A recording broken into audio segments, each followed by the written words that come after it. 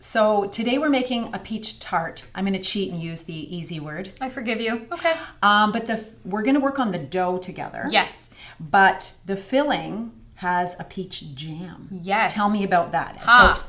So is this what we've got here? That is exactly what it is. Isn't it so beautiful? And I can smell it from here. Oh my gosh.